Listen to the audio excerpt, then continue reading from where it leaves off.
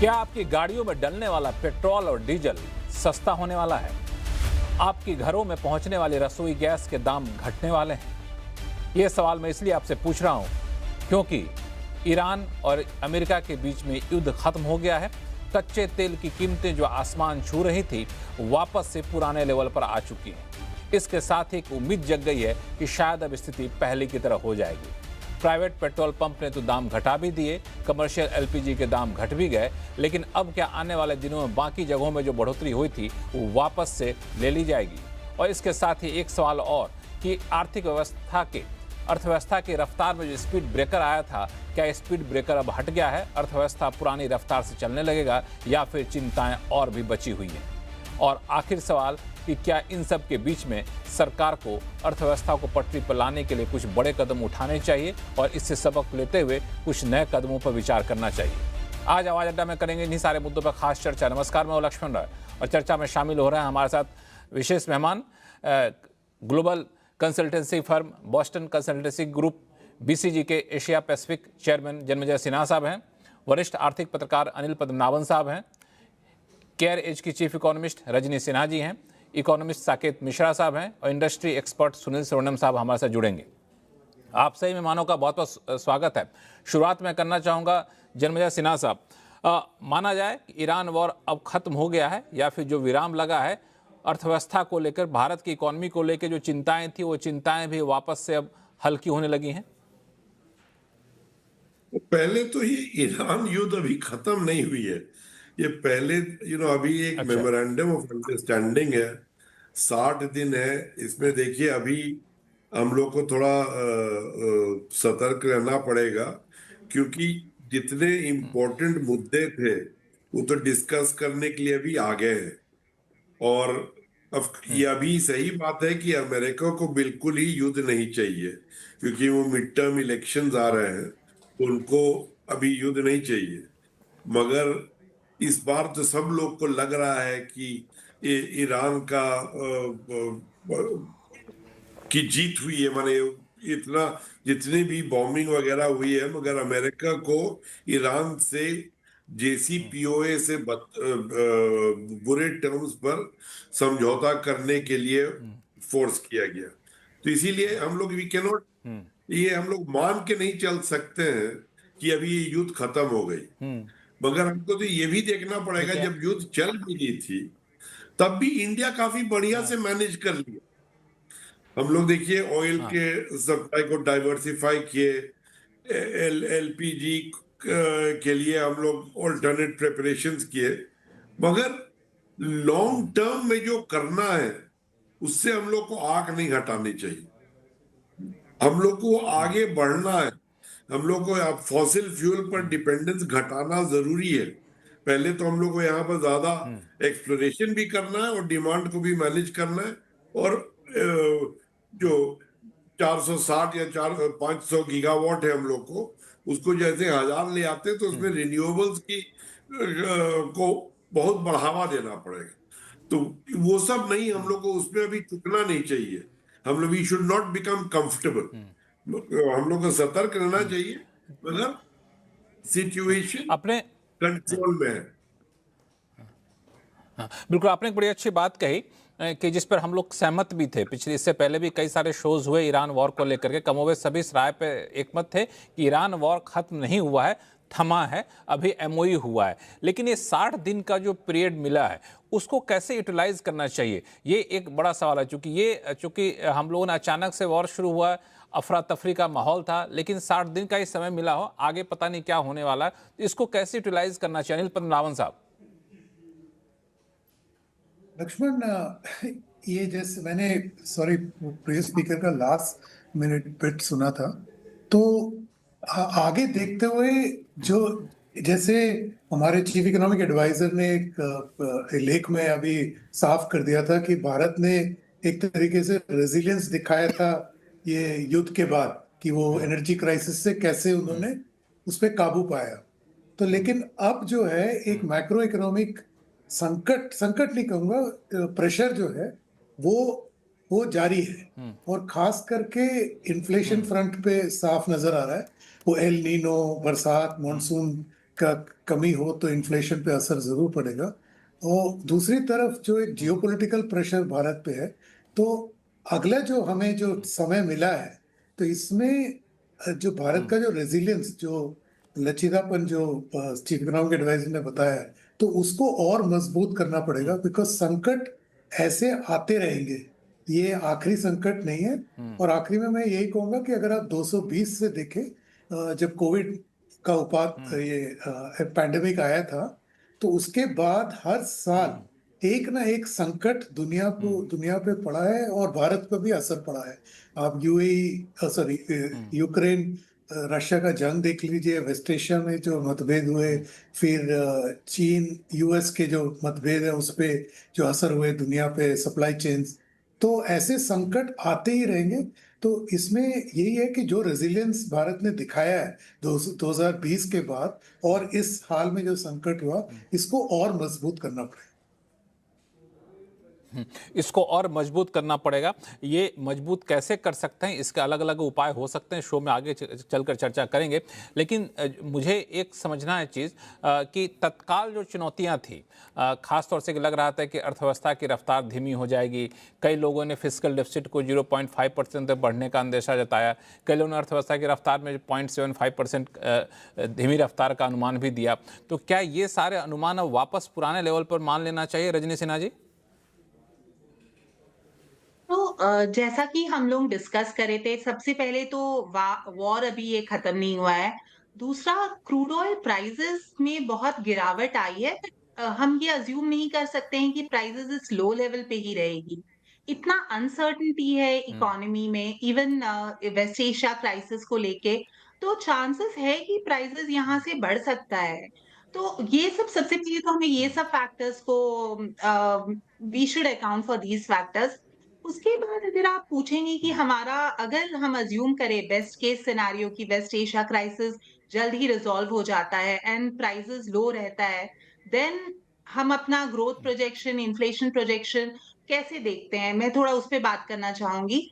तो GDP growth ऐसे बिल्कुल। भी हम एक्सपेक्ट कर रहे थे कि ग्रोथ 6.7% होगा, जो कि मोस्ट मार्केट पार्टिसिपेंट से थोड़ा ज्यादा था। इवन आरबीआई का प्रोजेक्शन 6.6 है, हमारा थोड़ा ज्यादा था 6.7।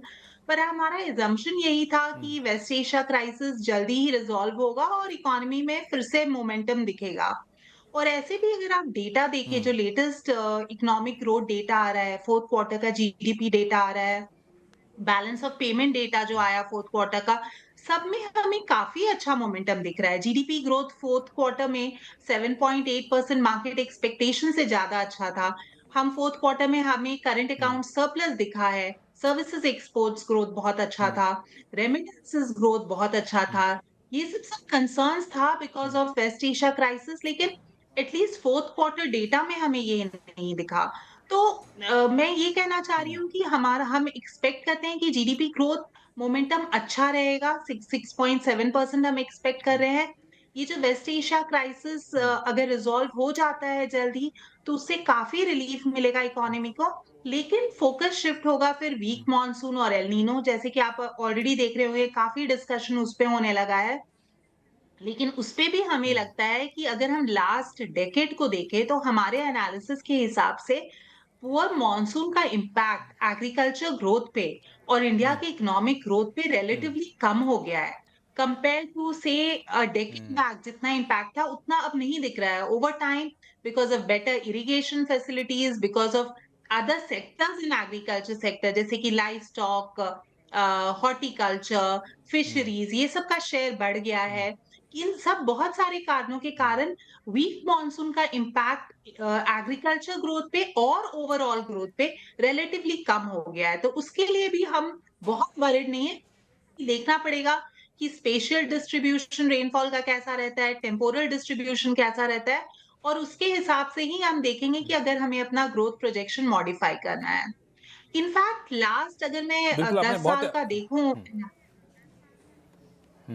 सॉरी, अपनी बात पूरी करिए। एक चीज और ऐड करना चाह रही थी कि इन्फ्लेशन को लेके भी काफी कंसर्न्स है कि अगर मॉनसून वीक होगा तो उस पे उसका फूड प्राइस इन्फ्लेशन पे इम्पैक्ट होगा और ओवरऑल इन्फ्लेशन पे इम्पैक्ट होगा। तो उसपे भी अगर हम देखें 10 साल का जो हमारा ट्रैक रिकॉर्ड है लास्ट 10 इयर्स का, धीरे-धीरे पुअर मॉनसून का इन्फ्लेशन इम्पैक्ट भी कम हो गया है। बिकॉज़ ऑफ वेरियस मेजर्स जो गवर्नमेंट लेती है जभी भी वीक मॉनसून होता है, गवर्नमेंट इंटरवीन करती है। कभी हमने देखा है कि इम्पोर्ट ड्यूटी में कट या एक्सपोर्ट सेक्टर पे कुछ restrictions. So various measures in government last few years में they have been able to control inflation even during weak monsoon. इसलिए हम ये भी बहुत श्योर नहीं है कि just because monsoon weak है तो इन्फ्लेशन पे बहुत एडवर्स इम्पैक्ट पड़ेगा। इसमें दो चीज़ मैं आपसे पूछना चाहूँगा, फिर मैं सुनील सुवर्णम साहब और साकेत मिश्रा साहब भी जुड़ कर उनके पास जाऊँगा। आपने कहा कि फोर्थ क्वार्टर में इकॉनमी पे बहुत ज़्यादा असर वेस्ट एशिया क्राइसिस का दिखा नहीं, लेकिन मेरा मानना है कि फोर्थ क्वार्टर के आखिर के महीने में 28 फरवरी के आसपास ये पूरा वॉर शुरू हुआ था, तब तक स्ट्रेट ऑफ हॉर्मुज बंद भी नहीं हुआ था, तो वो शायद फर्स्ट क्वार्टर में वो दिखे। जो फाइनेंस मिनिस्ट्री की जो जून के आर्थिक समीक्षा रिपोर्ट है, इकोनॉमिक रिव्यू रिपोर्ट जो उन्होंने जारी की है, उसमें भी जताया गया है कि थोड़ा सा एक मोमेंटम में एक धीमापन दिखा है जरूर। तो ये कितना बड़ा कंसर्न है? रजनी सिन्हा। लक्ष्मण जी, आपने बिल्कुल सही कहा। फोर्थ क्वार्टर में हम ये नहीं एक्सपेक्ट कर रहे थे कि वेस्ट एशिया क्राइसिस का इम्पैक्ट दिखेगा। वो जैसा कि आपने कहा, वो सिर्फ लास्ट मंथ मार्च के मंथ में क्राइसिस था। एंड इनफैक्ट इस पूरे क्राइसिस का इम्पैक्ट हमें second quarter of this year में ज्यादा दिखेगा। इवन फर्स्ट क्वार्टर में इन्वेंट्रीज था जिससे मैनेज की थी कॉर्पोरेट्स, लेकिन सेकेंड क्वार्टर में इम्पैक्ट ज्यादा दिखेगा। लेकिन जो नंबर आया इकोनॉमिक ग्रोथ नंबर, वो मार्केट एक्सपेक्टेशन से ज्यादा था। मार्केट एक्सपेक्ट नहीं कर रही थी वेस्ट एशिया क्राइसिस का इम्पैक्ट, उस पे भी जो नंबर आया वो बेटर था। तो मैं ये कहना चाह रही हूँ कि हमें ये फायदा हो रहा है इकोनॉमी को, मोमेंट काफी अच्छा था before we got hit by the crisis. अगर हम जीडीपी ग्रोथ का नंबर देखें फोर्थ क्वार्टर का, इन्वेस्टमेंट ग्रोथ बहुत अच्छा था। एंड इसके बावजूद कि उस सेंटर और स्टेट का कैपिटल एक्सपेंडिचर फोर्थ क्वार्टर में वीक था, उसके बावजूद इन्वेस्टमेंट जीडीपी ग्रोथ काफी अच्छा रहा। तो ये सब फैक्टर्स, जो ये मजबूती जो हमें दिख रही थी इकोनॉमी में वॉर के पहले, वो हमें हेल्प करेगी आने वाले क्वार्टर्स में। बिल्कुल, काफी अच्छे से आपने एक्सप्लेन किया। सुनील सर, इसमें कुछ आप ऐड करेंगे? नहीं, मेरा एडिशन यही है कि पहली बात है कि हम ये स्लो डाउन की बात कर रहे हैं इस पैनल में, व्हेन के 6.6% में हम fastest growing economy in the world है। तो हम ऐसा नहीं सोचना मैं चाहिए पहले बता दूं, हेलो एक मिनट सुनील सर, हम लोग स्लो डाउन की बात नहीं कर रहे हैं, हम लोग रिवाइवल की बात कर रहे हैं। नहीं, वही मैंने रिवाइवल मैंने हम सेइंग 6.9 to 6.6 कटौती, कोई कटौती होती क्या? ये एक इम्पैक्ट है। मैं कहूँगा कि हमारी इकोनॉमी मजबूत है, और ये भी याद रखने की जरूरत है। मैं पॉइंट आउट करूँ कि वर्ल्ड में सबसे कम इम्पैक्ट इन्फ्लेशन का हमारे पब्लिक के ऊपर आया है। उन्होंने, गवर्नमेंट ने जो भी प्राइस हाइक्स किए हैं वर्ल्ड में सबसे कम की, बिकॉज बाकी सब देशों में डायरेक्ट इसको कंज्यूमर्स को पास ऑन किया था, हमारे देश में नहीं हुआ था।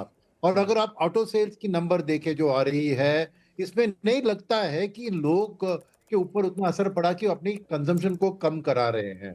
दूसरी बात है कि अगर आरबीआई का फाइनेंशियल स्टेबिलिटी रिपोर्ट भी देखें आप, तो पीपल का personal loans all time high पे है, gold loans all time high पे है। तो पैसा लेकर खरीद तो रहे ना, इधर स्टॉक मार्केट में जाके स्टॉक्स खरीद रहे हैं या फिर कुछ चीजों खरीद रहे हैं जो उनके क्रेडिट रिपोर्ट में उनको एलिजिबिलिटी नहीं होती है। तो लोगों की मूड और सेंटिमेंट में कोई खराबी नहीं है, ना लोन्स लेकर खरीद रहे हैं। तो मेरा मानना है कि देखिए, जैसे मॉनसून की इफेक्ट उतनी नहीं होती है, क्योंकि देखिए ये सब एक एंटिसिपेशन में होता है। एक्चुअली आप देखिए कि अगर फूड प्राइसेस बढ़ते हैं तो जो फार्मर्स जो प्रोड्यूस कर रहे हैं उनकी प्रोड्यूस क्वांटिटी मॉनसून के कारण कम होती है, मगर प्राइस रियलाइजेशन बढ़ जाता है। तो एक्चुअली रूरल इनकम से भी बढ़ सकते हैं because of higher price, and शायद एमएसपी भी गवर्नमेंट बढ़ाएगी। तो मेरा मानना है कि हमें इतना नाराज नहीं होने की जरूरत है, कि जरूरत नहीं है, मैं सॉरी, कि एक्चुअली स्पीकिंग ये वॉर का इम्पैक्ट से हम इंसुलेटेड थे। कॉर्पोरेट सेक्टर के ऊपर असर Q1 के जो अर्निंग्स आएंगे वहां पर दिखेगी, मगर वो इकोनॉमिक ग्रोथ पे उतना नहीं दिखेगी। वही मेरा मानना है। मेरा मानना है कि वो because of the cost increase, थोड़ा बहुत प्राइसेस जो इंक्रीज हुए हैं उसके कारण अभी तक मुझे डिमांड में कमी नहीं दिख रही है, मुझे कोई आंकड़े से नहीं दिख रही है। बिकॉज मैंने कहा ना, बोरोइंग्स भी बढ़े हैं लोगों की, सेल्स भी बढ़ रही है ऑटोमोबाइल की। डेफिनेटली कुछ इम्पैक्ट होगा, बट वो टेम्परेरी इम्पैक्ट होगा। और इस चीज के ऊपर हमें ध्यान देना चाहिए कि वर्ल्ड में भी स्लो डाउन आ रहा है, तो रिलेटिवली इंडिया अभी भी फास्टेस्ट ग्रोइंग देश है। सेकंड, फिस्कल तौर पर जो एक टेंशन थी because of the oil problem, वो अभी जरूर हल होगी ना, बिकॉज फ्रॉम $126 पीक अभी 55 का ड्रॉप इन ब्रेंट प्राइस हो। अब मैं मानता हूं कि करंट अकाउंट डेफिसिट और ट्रेड डेफिसिट की जो इश्यूज थी वो अभी उतने नहीं होंगे। और गोल्ड के बारे में भी देखें, गोल्ड इंपोर्ट रेस करने के बाद गोल्ड की परचेसेस भी गिर गई है। और मैं रिपोर्ट पढ़ रहा था कि लोग अब अपने पुराने गोल्ड को बेचने लगे हैं, not just to use it to buy new jewellery, but actually cash के लिए बेच रहे हैं। तो मेरे ख्याल में even that gold pressure on the import bill भी कम होना चाहिए। तो ओवरऑल फिस्कल सिचुएशन मुझे एक हेल्दियर स्टेट पे आते हुई दिख रही है। और मानसून का इम्पैक्ट जरूर रहेगा, बट मुझे जीडीपी के ऊपर उतना नहीं दिखता है जितना शायद थोड़ी बहुत एक एग्री सेक्टर के ऊपर, जो ऑलरेडी इकोनॉमी में उतना कंट्रीब्यूट नहीं करता है। Number of people working in agriculture ज्यादा है, but as a proportion of GDP agriculture उतना नहीं कंट्रीब्यूट करता है। तो नेचुरली उसका इम्पैक्ट थोड़ा बहुत कंजम्पशन में दिखेगा, बट मेरे ख्याल में it is a thing that will pass. तो ये एक सस्टेनेबली हमारी इकोनॉमी एक डिसेंट विकेट में मुझे लग रही है, यही मेरा कहना है। बिल्कुल, दरअसल इसमें जो आपने बात कही वो अलग अलग डेटा भी इसको सपोर्ट कर रहे थे, सरकार की रिपोर्ट भी सपोर्ट कर रही थी कि अर्थव्यवस्था की रफ्तार में फोर्थ क्वार्टर तक अच्छा खासा मोमेंटम दिखने लगा था, निजी निवेश भी आना शुरू हो गया था। लेकिन ईरान वॉर की वजह से लोगों के मन में कई सारी शंकाएं हो गई थी। आपने कहा कच्चे तेल के दाम कम हो गए, महंगाई पर असर कम पड़ेगा। साकेत मिश्रा साहब, मैं इसमें एक फैक्ट जोड़ता हूँ, फिर आप अपना कमेंट दीजिएगा। कच्चे तेल के दाम कम हो गए तो हम लोग सीधा मान के चल रहे हैं कि हमारा इंपोर्ट बिल कम हो जाएगा। लेकिन मैंने अलग अलग लोगों से बातचीत की तो उनके 2-3 कंसर्न थे। पहला कि स्ट्रेट ऑफ हॉर्मुज खुल तो गया है, लेकिन अभी भी जो इंपोर्ट कॉस्ट, लैंडिंग कॉस्ट उतना कम नहीं हुआ है, क्योंकि इंश्योरेंस का प्रीमियम अभी भी काफ़ी हाई है। ईरान कह रहा है कि हम कच्चे तेल पे 20% का प्रीमियम ले रहे हैं, ये भी एक कंसर्न है। तो जिस तरह से कच्चा तेल का दाम बढ़ा था, उसका जिस तरीके से असर पड़ा था, वापस दाम घटने से असर उतना कम होता हुआ फिलहाल नहीं दिख रहा है। तो क्या ये आगे चलकर सरकार के लिए परेशानी का सबब बन सकता है या फिर कोई रास्ता सरकार निकालेगी? धन्यवाद लक्ष्मण जी। देखिए, चिंता का विषय है, हॉर्मुज अभी पूरी तरह से नहीं खुला है और ईरान, मतलब कहना नहीं चाहिए, बहुत ही सकारात्मक रुख नहीं अपना रहा है, बार बार बात करने की कि मैं टैरिफ लूंगा, ये करूंगा, वो करूंगा। पर मेरी आशा ये है कि ट्रेंड जो है क्रूड ऑयल का भी वो नीचे होगा और उससे हम लोग के ऊपर प्रेशर तो कम होगा ही, I have no doubt on that. दूसरी चीज जो सरकार ने अच्छी की है कि एक तो हम लोग ने लगातार अपनी इकोनॉमी को तेल से अलग हटाने की कोशिश की। आप कल दिल्ली का लॉ देख लीजिए कि इलेक्ट्रिक व्हीकल्स के ऊपर तरफ जा रहा है, तो इस तरह हम लोग जितना खपत करते थे तेल की वो कम करी जाएगी। दूसरा, साथ ही साथ नए नए जगहों से हम लोग ने निर्यात शुरू किया है, आयात शुरू किया है तेल का, जिससे कि हम लोग के ऊपर प्रेशर, मेरे हिसाब से प्राइस को हम लोग बराबर कंट्रोल में रख सकेंगे। चिंता होगी, लॉस हुआ है ऑयल मार्केटिंग कंपनीज को, उसको हमें मेकअप करना पड़ेगा।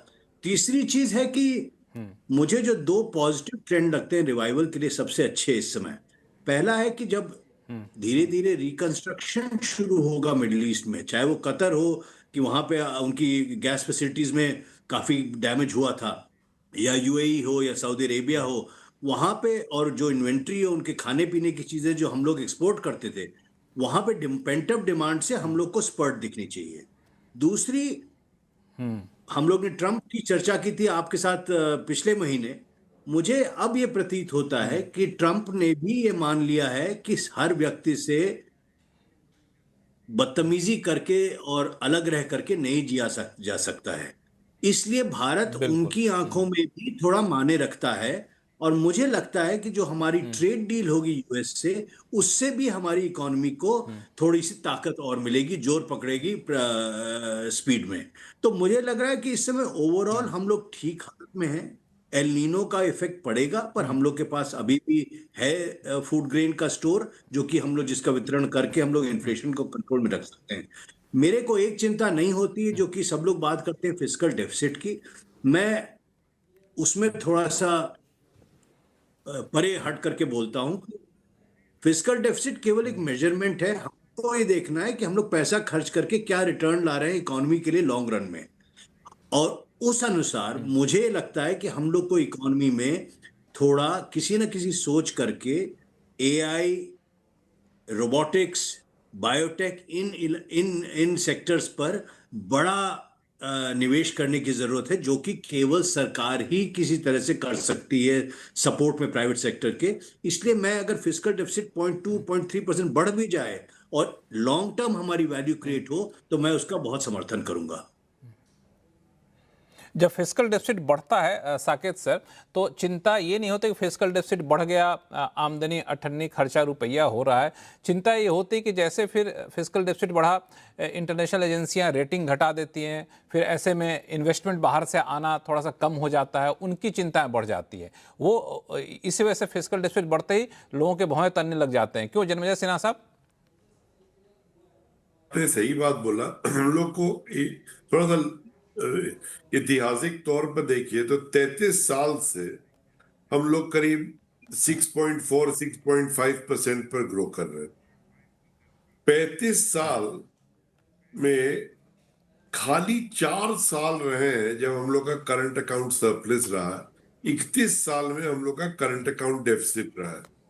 और ये जो डेफिसिट है वो 1-1.5% रहता है, तो हम लोग उसको मानने लगे हैं कि ये नॉर्मल है, यूजुअल है।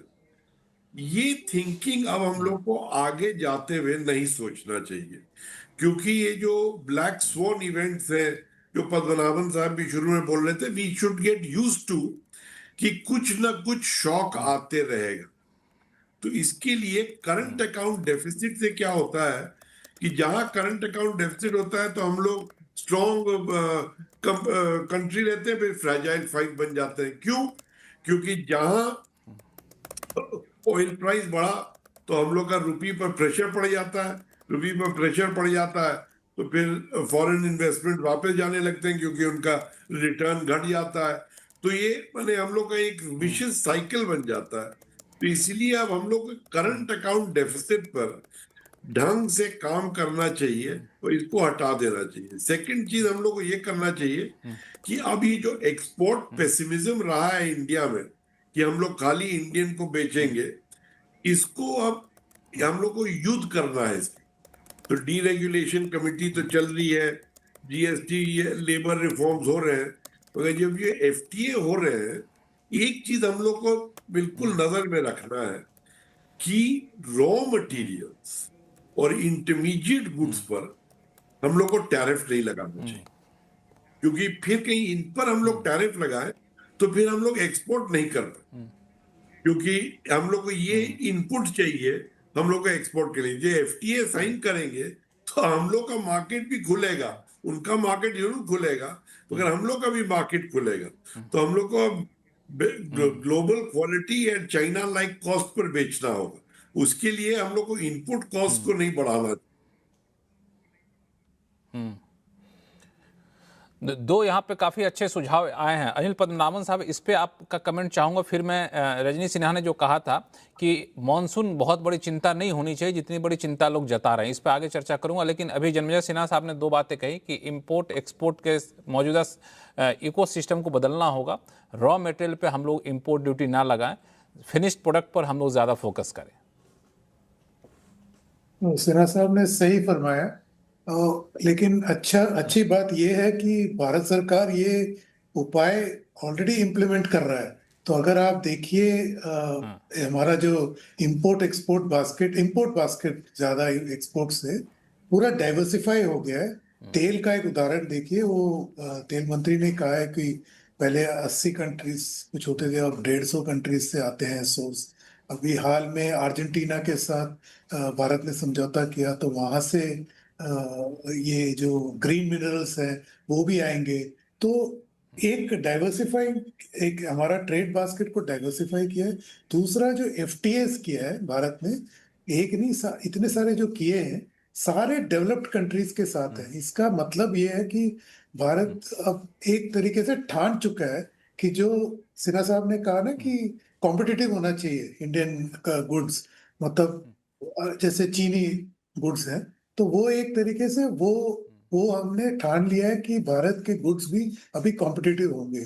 तो इसको अलग से मत देखो, इसके साथ बाकी जो लेबर रिफॉर्म हो रहे हैं, लॉजिस्टिक्स के जो इम्प्रूवमेंट हो रहे हैं, जीएसटी में जो उदाहरण मतलब जो तब्दीलियां की हैं, ये सब मिला के देखो तो एक तरीके से पूरा जो इकोसिस्टम है और कॉम्पिटिटिवनेस वो बहुत बड़ा है, वो बहुत आगे कर मतलब इम्प्रूव किया है। तो ये जो उन्होंने कहा है वो सही है। ये दिशा, आई मीन ऑब्जेक्टिव सही है, अब दिशा भी पकड़ लिया, अभी मोमेंटम पकड़ना है। तो आगे चलते हुए ये तब मोमेंटम तभी पकड़ेगा जब स्टेट्स जो है वो भी इसमें सेंटर के साथ हाथ में हाथ मिलाएं। और ये तो साफ नजर आ रहा है, कुछ स्टेट तो आगे चल पड़े हैं। और आखिरी में मैं ये कहूंगा, आज जो जापानी प्रधानमंत्री आए हैं और उनका जो कॉन्फ्रेंस है दिल्ली मुंबई बैंगलोर में नहीं हो रहा है, वो खास करके नॉर्थ ईस्ट में कर रहे हैं। तो अब ईस्ट में जो बदलाव आएगा उससे एक अलग किस्म का मोमेंटम आएगा। और ईस्ट को जब जोड़ोगे इकोनॉमी में, एक अलग तरीके का कॉम्पिटिटिवनेस आएगा। तो ये सही है, मतलब अभी इसको गति पकड़ना है, बस यही है।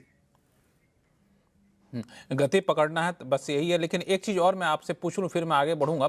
जो आपने कहा क्रूड ऑयल को लेकर के, आपको ये लगता है कि भले ही हम लोग डाइवर्सिफाई कर लें, लेकिन डाइवर्सिफाई करने का मतलब ये नहीं कि हम लोग इंपोर्ट डिपेंडेंसी ख़त्म कर सकते हैं, लेकिन ऐसे शॉक समय समय पर आते रहेंगे। तो क्या हम चाइना की तरह हम लोग भी लंबे समय तक का स्टोरेज कैपेसिटी डेवलप नहीं कर लेना चाहिए अभी से ही? हाँ लक्ष्मण, वो तो कर अनाउंस भी हो गया ना, कुछ 4 सेंटर सेटअप कर रहे हैं यूएई के साथ, जो एक समझौता किया भारत ने। तो वो दोनों जॉइंटली वो रिजर्व बढ़ा रहे हैं, वो सब तो हो रहा है। तो आप जैसे आई थिंक सिन्हा साहब ने कहा था, नहीं ये साकेत साहब ने कहा था कि ईवी का जो पॉलिसी है जो दिल्ली में जो अभी कल अनाउंस किया है, तो उसका डायरेक्शन क्लियर है कि वो हाइड्रोकार्बन का जो मतलब हम ये जो इंपोर्ट करते हैं उसका कम करे प्रेशर।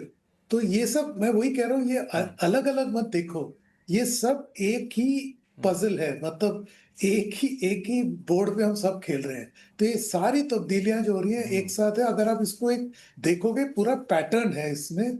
अगर आप अकेले अकेले देखोगे एक तो डायरेक्शन लगेगा में जा रहा है, कि हाँ बिल्कुल एक डायरेक्शन में जा रहा है। एक चीज मैं सोच रहा था, जब रजनी सिन्हा मैम ने कहा कि मॉनसून को लेकर के इस पे काफ़ी ज़्यादा चिंताएं हो रही हैं, और कई सारे शोज़ में पैनलिस्ट ने ये कहा कि ईरान वॉर तो ख़त्म हो गया या फिर थम गया, उसकी चिंता तो ख़त्म हो गई है, लेकिन अब एक नई चिंता बन गई है मॉनसून को लेकर के। ये चिंता कितनी जायज़ है, ये साकेत मिश्रा साहब पहले आप इस पर बताइए। क्योंकि रजनी सिन्हा मैम ने, आप पता नहीं उस टाइम शो ज्वाइन किए नहीं होंगे, उनका कहना था कि इकोनॉमी का सिस्टम बदल गया है। अब मॉनसून का जो इतिहास कहता है, मॉनसून खराब रहने के बाद भी ऐसा नहीं कि महंगाई बेतहाशा बढ़ जाती है, ऐसा नहीं कि अर्थव्यवस्था पूरी तरह से ध्वस्त हो जाता है, उसकी भी अपनी सीमाएं होती हैं। नहीं, मैंने उन्होंने जो कहा था वो मैंने सुना भी था, और मैं उससे पूर्णतः सहमत हूँ। और उसके 2-3 पहल हैं जो कि सरकार ने किए हैं। पहली बात तो, जो पहले ब्लैक मार्केटिंग और होर्डिंग की कैपेबिलिटी होती थी, उसके विरुद्ध जो सख्त कार्रवाई की गई है। अभी अगर होना था तो इस समय जो पेट्रोल और गैस का भी हाल था, लोगों ने कोशिश की, पर 5-6 दिन के में ही उसको नियंत्रण में ले आए। वही चीज हो गई है अब आवश्यक वस्तुओं में, स्पेशली कृषि क्षेत्र की। दूसरा जो है कि अब हम लोग के पास जो फूड ग्रेन का स्टॉक है और जो वितरण प्रणाली है, उससे खाने की भूख मिटाने की क्षमता हमारे देश में है, जो कि पहले नहीं होती थी काफी हद तक। फर्क पड़ेगा केवल एक जगह पे, वो ये है कि जो हमारी जनता में आज भी बहुत लोग कृषि पे और ग्रामीण इलाके में रहने वाले हैं, उनके कॉन्फिडेंस पे थोड़ा सा फर्क पड़ेगा कि वो जो रूरल डिमांड होती है, क्योंकि वो अगर चिंता करेंगे कि हम लोग कितना, हमारी उपज कितनी होगी, हम बेच कितना पाएंगे, और सरप्लस हमारा कितना रहेगा, उसके हिसाब से थोड़ी रूरल डिमांड पे फर्क आ सकता है, जो कि मुझे लगता है कि लॉन्ग ड्रॉन नहीं होगा, 6-8 महीने की बात होगी, अगले साइकिल में ठीक हो जाएगा।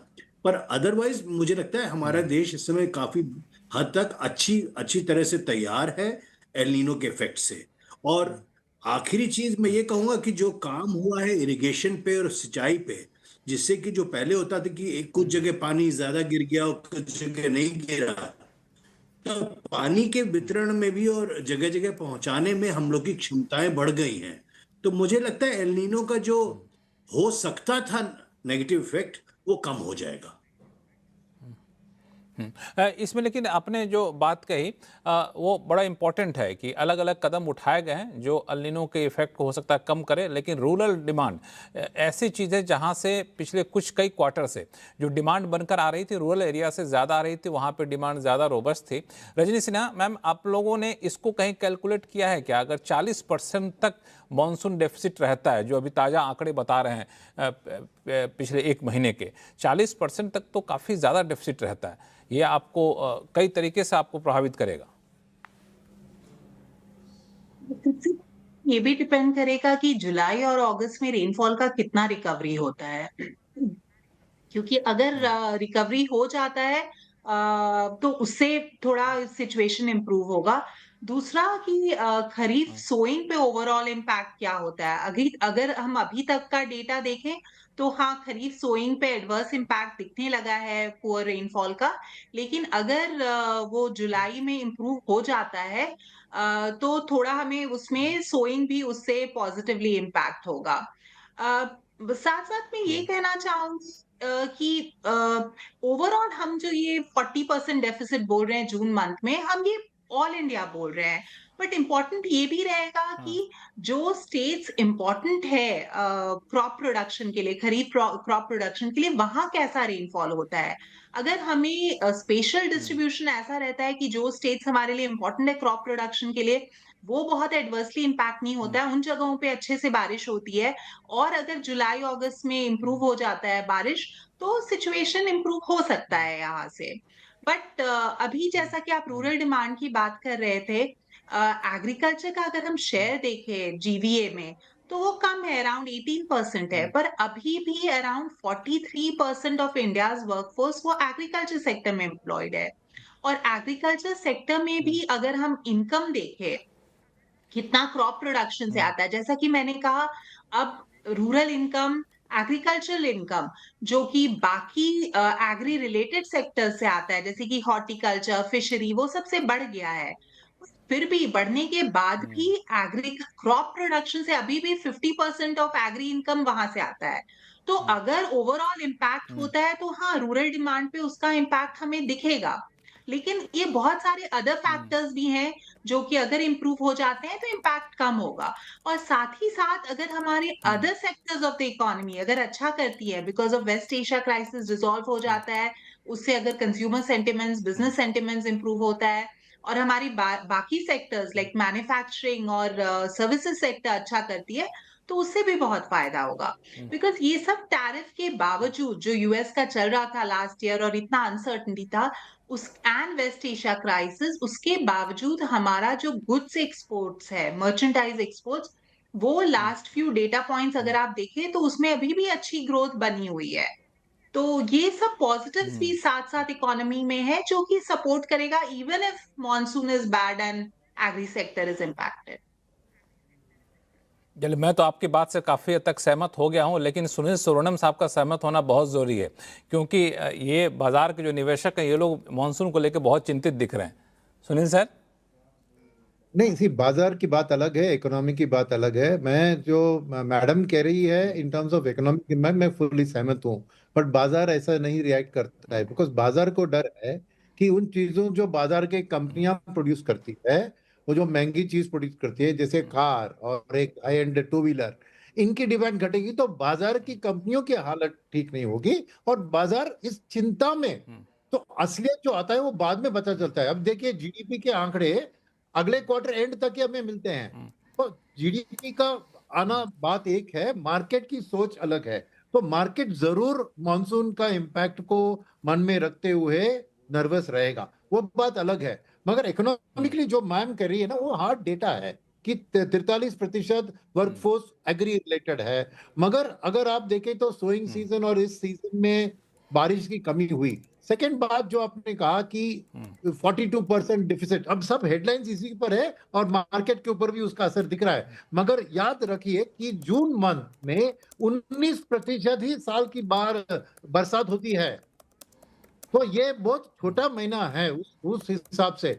जुलाई में 32% होता है, पूरे वर्ल्ड का सीजन का रेनफॉल में 32% जुलाई में होता है। तो और 23 जून से देखा है कि मॉनसून की एडवांसमेंट थोड़ी बेहतर हुई है।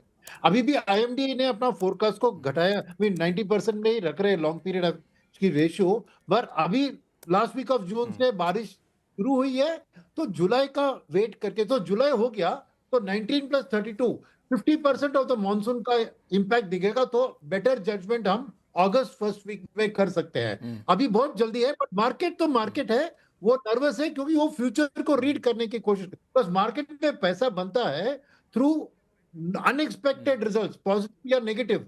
तो मार्केट उसको गेस करने की कोशिश करता है और उसको एंटिसिपेट करने की कोशिश करता है।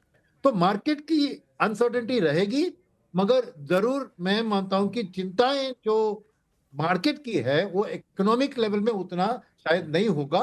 और गवर्नमेंट ने भी एक टास्क फोर्स लगाया, 111 डिस्ट्रिक्ट्स उन्होंने आइडेंटिफाई किया है जो जिसमें इरिगेशन ज्यादा नहीं है, जो रेन फेड पे है, और उसमें कुछ करने की सोच रही है government in terms of helping and supporting them. वो क्या डिसीजंस लेती है वो आने वाले दिन में पता लगेगा। But overall agriculture as a percentage of GDP उतना नहीं है, और स्टॉक मार्केट में भी एग्रीकल्चर रिलेटेड फर्टिलाइजर और पेस्टिसाइड्स जैसी कंपनियां बहुत कम हैं इन वेटेज। बट कंजम्पशन का impact through drought like conditions आ जाती है, तो वो बात है। और सेकंड बात है, ये हम फिर आंकड़े देख के बता रहे हैं, पर स्पेशल डिस्ट्रीब्यूशन जो भी मैडम ने बताया था कि जहां पे सोइंग हो रहा है उधर बारिश कैसी पड़ रही है, वो इंपॉर्टेंट है। मुंबई शहर में या दिल्ली शहर में बारिश पड़ के क्या फायदा, राइट? तो ये सब चीज आई थिंक बहुत एडवांस में हम डिस्कस कर रहे हैं। बट ओवरऑल मानते हैं कि इस मॉनसून लास्ट डिकेड का almost one of the third worst लग रहा है, मगर फिर भी इतिहास बताती है कि मॉनसून डाउन होने पर भी हमारी जीडीपी की ग्रोथ कभी 5% के नीचे तो गई नहीं ना। तो इकोनॉमिक जीडीपी इम्पैक्ट ठीक है। और एक और बात जो आपने कहा था, फिजिकल डेफिसिट और करंट अकाउंट डेफिसिट और ट्रेड डेफिसिट, तो क्या है कि ट्रेड डेफिसिट पे जरूर प्रेशर है, मगर करंट अकाउंट डेफिसिट के लिए एफसीएनआई स्कीम जहां पे 40 से 50 बिलियन डॉलर की इनफ्लो एक्सपेक्टेड है बिफोर 30 सितंबर, वो जरूर करंट अकाउंट डेफिसिट को सपोर्ट करेगी, इट विल ब्रिंग डाउन। तो वो एक इंपॉर्टेंट फैक्टर हमें याद रखना चाहिए कि ये ब्रेंट क्रूड की बिल्कुल यहाँ पे हाँ, यहाँ पे जो फाइनेंस मिनिस्ट्री की जो रिपोर्ट आई थी जिसका मैं जिक्र कर रहा था, उसमें ये भी कहा गया है कि डेट फंड में तो पैसे आने शुरू हो गए हैं और बहुत जल्द इक्विटी में भी पैसा आना शुरू हो जाएगा। जो फॉरेन फंड है उनका इन्फ्लो आना शुरू हो जाएगा। तो इन्वेस्टर्स भी अब धीरे धीरे माहौल भारत की तरफ वापस बनाना शुरू कर दिए। साकेत मिश्रा साहब, इसकी तरफ कई सारे कदम रिजर्व बैंक की तरफ से उठाए गए, कई सारे कदम फाइनेंस मिनिस्ट्री की तरफ से उठाए गए।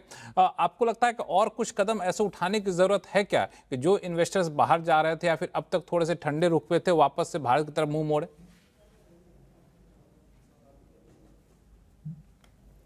लक्ष्मण जी, भारत की जो इनहेरेंट स्ट्रेंथ है, जो कि हमेशा पिछले 10 साल से तो देखी रही है, 2014 से, वो बरकरार है।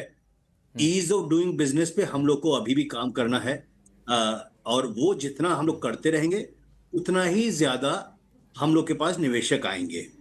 इस समय जो निवेश आ रहा है, अगर आप देखें तो वो आ रहा है इलेक्ट्रॉनिक्स में, आ रहा है थोड़ा सा लॉजिस्टिक्स में बड़ी कस के आ रहा है, और जो नए हम लोग चिप्स मैन्युफैक्चरिंग में आ रहा है। इन सब एरियाज में जिन जिन क्षेत्रों में आ रहा है निवेश, वो नए क्षेत्र हैं कंपेयर टू द पास्ट, और वो भविष्य के लिए हमारे लिए ज्यादा जरूरी है। मैं ये जरूर चाहूंगा कि कहीं ना कहीं हम लोग को जो भारतीय कंपनियां जाकर के बड़े बड़े निवेश कर रही हैं बाहर टेक्नोलॉजी खरीदने के लिए, या जाकर जैसे अभी सॉफ्टवेयर में किसी ने खरीदा है टाटा मोटर्स ने जाकर के इटली में खरीदी थी एक कंपनी को। तो जो ये निवेश हो रहा है, जो बाहर निवेश किया जा रहा है भारतीय कंपनियों द्वारा, उनको किस तरह हम लोग खींच करके प्रोडक्शन में ले आए भारत में, उसके लिए अगर कोई इंसेंटिव स्कीम सरकार अगर इंडस्ट्रीज के साथ मिल जाए, तो जो जन्मेजय जी पहले बात कर रहे थे कि हमको एक्सपोर्ट की तरफ सोचना है, हमको एक्सपोर्ट की तरफ सोचना है और साथ साथ सस्टेनेबल लीड्स की जरूरत है। तो सस्टेनेबल लीड तब आएगी जब हम लोग खरीद करके बाहर की टेक्नोलॉजी को, बाहर के बेस्ट लोगों को भारत में ला सकेंगे। क्योंकि जो पॉइंट जन्मेजय जी ने किया था वो बहुत रेलेवेंट है। हम लोग को पूरे मतलब मिशन मोड में जाकर के एक्सपोर्ट्स और ग्लोबल लीडरशिप पर्टिकुलर चीजों में लाने की जरूरत है। बिल्कुल। दरअसल इस बारे में कल जब प्रधानमंत्री के सचिवों के साथ बैठक हुई तो उसके बाद प्रधानमंत्री की तरफ कार्यालय से जो बयान है उसमें भी कहा गया कि इस बैठक में पीएम ने खास फोकस किया कि ease of doing business, ease of living के लिए जो भी आपको रिफॉर्म उठाने हैं, डीरेगुलेशन जैसे रिफॉर्म उठाने हैं, उसकी तरफ आपको कदम बढ़ाने होंगे तेजी से। इसको और कैसे किया जा सकता है, इस पर चर्चा को आगे बढ़ाएंगे, लेकिन वक्त है छोटे से ब्रेक का। ब्रेक के बाद जल्द लौटते हैं, कहीं जाइएगा नहीं।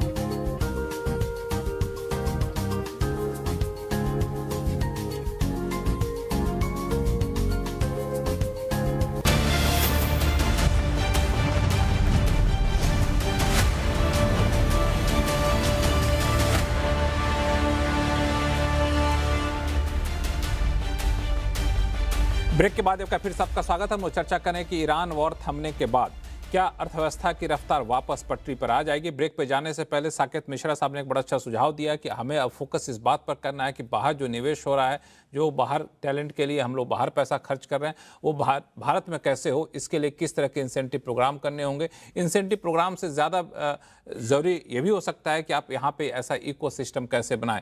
जन्मेजय सिन्हा साहब, कई सारे कदम पहले उठाए जाने शुरू हो चुके हैं, डीरेगुलेशन उसमें से एक बड़ा कदम है। आपको क्या लगता है कि इस तरह के माहौल को बनाने के लिए और क्या कुछ कदम उठाने की जरूरत है, जिसकी तरफ पीएम इशारा भी कर रहे थे कल? देखिए, प्रधानमंत्री की दिशा बड़ी साफ और सही है कि ease of living, ease of doing business, कहाँ गवर्नमेंट को रहना चाहिए, कहाँ गवर्नमेंट को काम, the purpose of government is not to do business but to facilitate it. तो ये सब तो वो बिल्कुल सही बोल रहे हैं, मगर हम लोग का जो एक बुरी बात है, मगर मानना पड़ेगा, जब हम लोग का लाइसेंस राज खत्म हुआ ना 1991 में, तो वो स्लिप करके वो इंस्पेक्शन राज बन गया। तो अभी भी लोग बोलते हैं कि it is prohibited unless it is permitted. अब we have to change it to it is permitted unless it is prohibited. Licence 1 साल के लिए दे रहे हैं, परमिशन 1 साल के लिए दे रहे हैं, हम लोग बोल रहे हैं इसको परपेचुअली दे दो। कहीं उसको इफ यू वांट टू कहीं वापस खींचना तो वापस खींचिए। अभी आप बताइए, एक सैंडल आप का बकल बदलना है तो उसमें 4 इंस्पेक्शन करना पड़ता है। तो इतने ना हम लोग बाधा अपने एंटरप्रेन्योर्स के लिए किए हैं कि इनको हटाना पड़े, मगर इसको हटाने में क्या होता है कि सरकार के जो सचिव लोग हैं उनका पावर घट जाता है, तो इसलिए उन लोग इतनी खुशी से इसके ऊपर आगे नहीं बढ़ते। मगर गवर्नमेंट का पूरा पुश है कि इसको करना है। और अब जब एफटीए हो गए तो कहीं ये डीरेगुलेशन नहीं हुआ, कहीं जन विश्वास नहीं हुआ, माने ट्रस्ट इन डूइंग बिजनेस, तब हम लोग को बहुत तकलीफ होगी। तो इसलिए लाइसेंसेस, परमिशंस, क्लियरेंसेस, ये सबको इनको बहुत सरल बना देना है। और दूसरा, सिंगल सोर्स ऑफ ट्रूथ होना है। जितने परमिशंस हैं, जितने ऑब्लिगेशंस हैं, एक जगह होना चाहिए कि हमको पता तो चले मेरे ऑब्लिगेशन क्या है, कि हम ऐसे ही फंस ना जाए। मगर इसमें काम बहुत है, काम जारी है, मगर बहुत है। देखिए अभी कमेटी में है, बहुत काम हम लोग कर रहे हैं, ये हमको आप बताना पड़ेगा आपको। बहुत काम कर रहे हैं, मगर तब भी काम काफी बाकी है। फिर ये देखिए सेंट्रल पब्लिक सेक्टर एंटरप्राइजेस, कितना पैसा इसमें फंसा हुआ है। कहीं इन लोग और इफिशिएंट हो जाए तो इनका मार्केट कैप भी बढ़ जाएगा जो लिस्टेड है, और वो गवर्नमेंट को भी ज्यादा पैसा देंगे। तो ये सब जगह हम लोग को पूरा दिल लगा करके काम करना है। देखिए इंटेंशन दरअसल तो है, मगर एक्सिक्यूशन जरूरी है। बिल्कुल यही सबसे बड़ी चुनौती यहाँ पे। अनिल पद्मनाभन साहब, आप तो काफ़ी क्लोजली आपने फील भी किया होगा। इंटेंशन ऐसा था कि सरकार ने कहा कि हम प्राइवेट सेक्टर के लोगों को पॉलिसी मेकिंग एक्सरसाइज में रखेंगे और लेटरल एंट्री की व्यवस्था की गई। उसकी हालत क्या होगी किसी से छुपी हुई नहीं है। जो अभी जन्मेजय सिन्हा साहब कह रहे थे कि हम लोगों ने लाइसेंस राज तो खत्म किया, इंस्पेक्टर राज पर आके चीज़ें अटक गई हैं। तो ये कैसे इसको दूर किया जाए, क्योंकि आखिरकार इन सब चीज़ों को दूर करने की जिम्मेदारी पॉलिटिकल लीडरशिप पे कम, एग्जीक्यूटिव पे ज़्यादा रहती है। लक्ष्मण, हम पर ये जिम्मेवारी जो मामूली सिटीजन है, जो आम आदमी, हम पर भी है। तो मतलब एक हाथ से ताली नहीं बजती, दोनों हाथ से ताली बजती है। तो जो इंस्पेक्टर राज जो जन्मे जी ने कहा, तो इसको आप देखिए, इस ये रिटेल लेवल करप्शन की बात कर रहे हैं। तो ये रिटेल करप्शन में पैसा देने वाला भी है और लेने वाला भी है। तो ये प्रॉब्लम हमारे भारत में ये है कि एक हमारा आर्थिक इतिहास हो गया भ्रष्टाचार का। तो ये हर हमारे डीएनए में घुस गया है। अब इसको हटाना कोई आसान काम नहीं है, लेकिन कई चीजों से, टेक्नोलॉजी के इंट्रोडक्शन से, जहाँ की वो कांटेक्ट सरकार के जो फ्रंट ऑफिस और आम आदमी का कम कर दो, टेक्नोलॉजी से कर दो, जैसे पासपोर्ट का हो या ड्राइविंग लाइसेंस का हो। तो ये जो मतलब अपॉर्चुनिटी है जो बिचौलियों का बीच में घुस के भ्रष्टाचार बढ़ाना, वो नहीं रहेगा। दूसरा है कि जो ये हम ये ईज ऑफ डूइंग बिजनेस वगैरह क्यों कर रहे हैं हम, इसका ऑब्जेक्टिव ये है कि जो भारत की जो फैक्टर्स ऑफ प्रोडक्शन जो हम कहते हैं ना, लैंड, लेबर, कैपिटल, तो ये बहुत ही महंगे हैं भारत में। आप किसी भी देश से देख लो, मतलब चीन को छोड़ दीजिए, वियतनाम के साथ जो हमारे जो कंपटीटर हैं आज दुनिया में, इंडोनेशिया देखो, वियतनाम देखो, इनसे बहुत खराब है भारत की स्थिति। तो अब ease of doing business improve करोगे तो इनकी जो कीमतें ये भी कम होंगी। अब ये जैसे पूंजी की जो कीमत है, जो हमारे जो पूंजीपति लगाते हैं, इनका इंटरेस्ट रेट इतना महंगा है, तो ये कहाँ करेंगे निवेश। मतलब वैसे ही डरे हुए हैं, इनको इन डरे हुए हैं, मतलब इनकी मानसिकता नहीं है। ये इंडस्ट्रियल लाइसेंसिंग के हीरा से इनकी मानसिकता बड़ी नहीं है। तो तभी हम देख रहे हैं जो निवेश आ रहे हैं, स्टार्टअप्स में आ रहे हैं। आप स्पेस का देखिए उदाहरण, सबसे बढ़िया उदाहरण वो है कि जो आप पूछ रहे हो कि कर सकते हैं नहीं कर सकते, वहां पे प्राइवेट सेक्टर की एंट्री भारत सरकार ने कुछ 4-5 साल, 6 साल पहले किया। आज आप देखिए स्काई रूट, जो अभी उनका लॉन्च पैड पे पड़ा हुआ है, फर्स्ट प्राइवेट सेक्टर रॉकेट। फिर आप डीप टेक में देख लीजिए। तो जहां भी ये मतलब ये भ्रष्टाचार का कांटेक्ट नहीं है, वहां पे प्राइवेट सेक्टर बढ़ता है। और ये जो नए जो उद्योगपति आ रहे हैं, जो स्टार्टअप में जो नए, इनका इनका मानसिक बिल्कुल अलग है। जो कि पुराने जो ये इंडस्ट्रियलिस्ट हैं हमारे, ये अभी भी पुराने टाइप से इनका इन्वेस्टमेंट करने का तौर तरीका है, और ये साफ नजर आ रहा है। तो सब ये सब बदलोगे तभी जाके ईज ऑफ डूइंग बिजनेस का मतलब आउटपुट मिलेगा हमें। बिल्कुल आपने सही कहा। जो पुराने उद्योगपति हैं, ये भी हो सकता है ना कि वो उस लाइसेंस राज को भी देखा, उन्होंने वहाँ भी जीना सीख लिया, इंस्पेक्टर राज में भी जीना सीख लिया। लेकिन अब जो हमारे जेनजी वाले उद्योगपति हैं, वो अब चाहते हैं कि चीज़ें बाहर जाकर दुनिया देखें, कुछ वैसा ही दुनिया यहाँ भी हमें देखने को मिले। ये एक बड़ा चैलेंज होता है। रजनी सिन्हा मैम, मैं थोड़ा सा इससे अलग हट के आपके पास जाऊँ, तो इन्वेस्टमेंट लाना एक सबसे बड़ा चैलेंज है, खासतौर से प्राइवेट इन्वेस्टमेंट को लाना। और अब ईरान वॉर के दौरान तो लगा कि फॉरेन इन्वेस्टमेंट को लाने के लिए भी आपको कदम उठाने पड़ेंगे। पिछले दिनों आरबीआई ने कदम उठाया, गवर्नमेंट ऑफ इंडिया ने कदम उठाया। आपको लगता है कि इस फ्रंट पे और कुछ किए जाने की जरूरत है? तो अगर हम फॉरेन इन्वेस्टमेंट देखें, अगर हम एफडीआई डेटा देखें, ग्रॉस जो हमारे कंट्री में आ रहा है, वो एक्चुअली हम अच्छा ग्रोथ देख रहे हैं उसमें। तो अगर हम FY26 का डेटा देखें, ग्रॉस एफडीआई का, तो हम around more than $90 billion gross FDI आया है। लेकिन नेट एफडीआई कम हो गया है because of repatriation of profit, and साथ साथ जैसा कि हम अभी डिस्कस कर रहे थे, इंडिया से इन्वेस्टमेंट बहुत बाहर जाने लगा है, जो कि 4-5 साल पहले नहीं था। अब इंडिया से इन्वेस्टमेंट अराउंड $30 बिलियन तो इंडिया से ही बाहर इन्वेस्ट हो रहा है। तो उसके कारण नेट इन्वेस्टमेंट बहुत कम हो जाता है।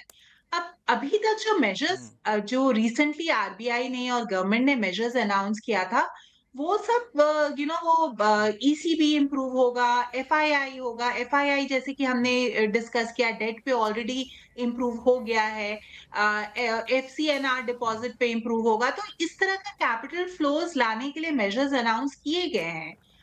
बट जरूरी ये है हम क्या करें जिससे कि ज्यादा से ज्यादा एफडीआई आए। एफडीआई जैसा कि मैंने कहा, एफडीआई आ रहा है कंट्री में। अभी भी हम लास्ट साल देखें तो हम 17-18% ग्रॉस एफडीआई ग्रो हुआ है। लेकिन साथ साथ जो जबकि ये ट्रेंड हो रहा है इकोनॉमी में कि यहाँ से भी लोग बाहर इन्वेस्ट कर रहे हैं और ज्यादा से ज्यादा रिपैट्रिएशन हो रहा है प्रॉफिट की, ये सब होगा। जैसे इकोनॉमी डेवलप करती है और मार्केट्स डेवलप करता है, और ये हम रोक नहीं सकते हैं, ये ट्रेंड रहेगा। तो जरूरी ये है कि हम देखें कि किस तरह से हम ओवरऑल एफडीआई और भी इम्प्रूव कर सके। और उसके लिए जरूरी है जो कि हम अभी जो भी मेजर्स डिस्कस कर रहे थे, अगर हम ईज ऑफ डूइंग बिजनेस और भी इम्प्रूव करते हैं, अगर हम डीरेगुलेशन की तरफ फोकस बढ़ाते हैं, फैक्टर मार्केट रिफॉर्म्स जिसका हम डिस्कस कर रहे थे, लैंड, लेबर, वो सब पे हम फोकस करते हैं, तो एफडीआई इम्प्रूव होगा। बिकॉज इंडिया में अगर हम रिटर्न्स देखें, हमने एक एनालिसिस किया था जिसमें हमने कैलकुलेट किया कि डिफरेंट कंट्रीज में जो एफडीआई इन्वेस्टमेंट आ रही है उस पे इन्वेस्टर्स को किस तरह का रिटर्न्स मिल रहा है, और हमने रिस्क एडजस्टेड रिटर्न देखा।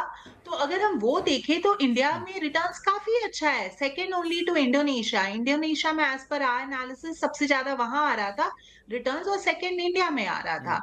तो रिटर्न्स तो आ रहा है। तो अगर हम अपॉर्चुनिटीज है, अगर हम फैसिलिटेट करें और भी इम्प्रूव करके हमारा ease of doing business and some of the other reforms जो हम बात कर रहे हैं, तो एफडीआई भी इम्प्रूव और भी इम्प्रूव हो जाएगा। ऑलरेडी इंफ्रास्ट्रक्चर पे काफी कुछ हो रहा है। So I think focus should be कि बिल्कुल, हम आपने और एफडीआई कैसे इम्प्रूव करें। और एफडीआई कैसे लाएं और इसके लिए और क्या इंप्रूवमेंट की जरूरत है। साकेत मिश्रा साहब, अगर हम कहें कि पॉलिटिकल कंपल्सन या फिर कहें पॉलिटिकल कैपिटल वो जिस तरह से इंटैक्ट हो गया पिछले कुछ इलेक्शन के बाद, तो अब आपको लगता है कि सरकार को ये जो रिफॉर्म जिनकी बात अभी रजनी सिन्हा मैम कर रही थी उसकी तरफ कदम उठाना चाहिए? लैंड रिफॉर्म हो, एग्रीकल्चर रिफॉर्म हो, एफडीआई के लिए कई सारे सेक्टर अभी भी वहाँ खुलना बाकी है जिसमें बैंकिंग सेक्टर में एफडीआई एक बड़ा इशू है। तो इसकी तरफ अब कदम बढ़ाने का सही समय आ गया है? तो लक्ष्मण जी, वेस्ट बंगाल के बाद कैपिटल तो मतलब बहुत कस के तगड़ा हो गया है इस समय पॉलिटिकल कैपिटल सरकार के पास, तो बिल्कुल आगे बढ़ने के लिए मौका बहुत है। और जो अभी जन्मेजय जी ने भी बात की और अनिल जी ने भी बात की, हम लोग को ये जरूरी नहीं है कि लैंड रिफॉर्म सब कुछ सेंटर में करने की जरूरत है। कंपैरेटिव फेडरलिज्म है, जो प्रदेश करेंगे अच्छा काम वहां काम अच्छा होगा, जो नहीं करेंगे वो उनके यहाँ काम नहीं जाएगा। हम लोग को कुछ बड़ी बेसिक चीजों को बदलने की जरूरत है। एक है कि जो शायद जन्मेजय जी ने बात की थी पब्लिक सेक्टर की, पब्लिक सेक्टर में हम लोग निवेश किया है, पर हम लोग को जरूरत है पब्लिक सेक्टर किस तरह से काम कर सके प्राइवेट सेक्टर के साथ। स्पेस एक उदाहरण था, पर आप आज डिफेंस ले लीजिए, जो IDX स्कीम है जो कि माननीय रक्षा मंत्री जी ने चलवाई है, छोटे छोटे इनोवेटर्स पूरे देश भर में पनप रहे हैं आज, क्योंकि उनको लगता है कि मिनिमम ऑर्डर क्वांटिटी प्रोजेक्ट खत्म करने के बाद आ जाती है। जैसे ही मिनिमम ऑर्डर क्वांटिटी आती है उसी समय बाहर से भी लोग निवेश करने को तैयार हो जाते हैं, क्योंकि वो देखते हैं कि कहीं लाइट है टनल के अंत में। तो हम लोग को नई सोच लाने की जरूरत है, जहां एक तो पार्टनरशिप की जरूरत है, दूसरा समझने की जरूरत है कि बड़ी कंपनियों के डीएनए में इनोवेशन नहीं होता है, उनमें प्रोसेस इंप्रूवमेंट होता है। उनके पास जो सालों साल लॉस कर सकता है स्टार्टअप, वो शायद माननीय बिरला जी या टाटा के पास लग्जरी नहीं होती है। तो इसलिए जो स्मॉल सेक्टर में, हाईटेक सेक्टर में किस तरह से उनको धीरे धीरे बढ़ाया जाए, आईडीएक्स की स्कीम है, आरडीआई की स्कीम है, बीरैक की स्कीम है, जल्दी जल्दी डिसबर्सल हो, जिससे कि टॉप टेक्नोलॉजी हमारे देश में आ जाए। तो ये मुझे लगता है बहुत जरूरी है हम लोग को करने के लिए, क्योंकि तभी बड़ा ये निवेश बहुत आएगा जरूरी है करने हमारे के लिए। देश नहीं। बिल्कुल और इसमें कोई जी। पॉलिटिकल सुनील सुवर्णम कैपिटल साहब, नहीं जाता समय है। कम है। एक बड़ा निवेश, हाँ हाँ, ये बड़ा निवेश कैसे आएगा, इससे कुछ उपाय साकेत मिश्रा सर ने बड़ा बेहतरीन तरीके से बताया आपके हिसाब से, और कोई और स्टेप जो आपके जहन में हो? कि उन्हीं की बातों से मैं उठाऊंगा कि सबसे इंपॉर्टेंट चीज मैं कहूंगा public private partnership, because public sector कंपनियों के हाँ पास ढेर सारा लैंड पड़ा है और प्राइवेट सेक्टर हाँ के पास कैपिटल है और चेंज के लिए उनके पास एंथुजियाज्म है। तो जो लैंड बैंक है, सेल के पास, बीएचईएल के पास, बेमल के पास, एचएल के पास, पब्लिक सेक्टर कंपनियों के पास बहुत सारे लैंड है। तो उस लैंड का इस्तेमाल करके वो इक्विटी के तौर पर उस लैंड को, प्रोजेक्ट को दे दे, और उस लैंड से जो जॉइंट वेंचर फॉर्म होगा उसमें let private sector do the management and execution. तो वो अपने हाथ में छोटे मोटे काम है, कोई जाके फार्म लैंड को एक्वायर करने की जरूरत नहीं है, कोई नहीं बात है। तो ये बात बहुत साल पहले हुई थी, मगर उसके बाद कुछ नहीं हुआ है उसमें। और हर बजट में मैं एक्सपेक्ट करता हूं कि इस बार पब्लिक प्राइवेट पार्टनरशिप को लेकर कुछ खास अनाउंस करेंगे, बट अब तक नहीं हुआ है। तो वो एक अब शॉर्ट तक नहीं हुआ। सिंपल हाँ, पब्लिक प्राइवेट पार्टनरशिप एक की तरफ कदम बढ़ाना एक बहुत ही ज़रूरी कदम हो सकता है। छोटा सा जवाब अनिल पद्मनाभन साहब, जो अलग अलग बैठकों का सिलसिला शुरू हुआ है पिछले एक आध महीने में, देखो तो पीएम कई बैठकें कर चुके हैं, जिसमें अधिकारियों के साथ बैठक किए, अपने मंत्रिपरिषद के सदस्यों के साथ बैठक किए, पीएम इकोनॉमिक एडवाइजरी काउंसिल के साथ बैठक किए। इन सबको कैसे आप रीड कर रहे हैं? क्या कुछ बड़ा करने की सोच रहे हैं क्या? लक्ष्मण, सोच नहीं रहे, कर रहे हैं। तो आप रोज देखिए जो